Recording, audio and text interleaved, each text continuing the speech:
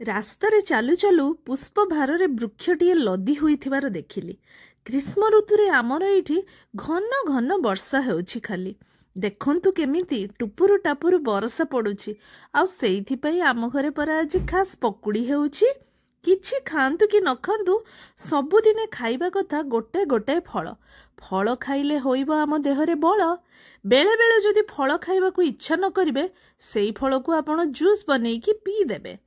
Launch ପାଇଁ ଆଜି ଗରମା ଗରମ ଚିକେନ ସହିତ ଟମାଟୋ ଖଟା ବନା ଯାଇଥିଲା।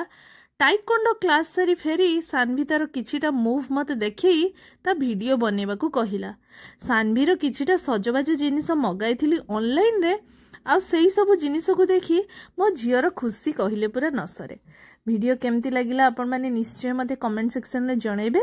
ଆଜିର ଭିଡିଓକୁ ତାହେଲେ ମୁଁ ଏଇଠି ରଖୁଛି। ଭଲ ଲାଗିଲେ ଲାଇକ୍ ସେୟାର ସବସ୍କ୍ରାଇବ ନିଶ୍ଚୟ କରିବେ। ପୁଣି ଦେଖା ହବ ନେକ୍ସଟ ଭିଡିଓରେ।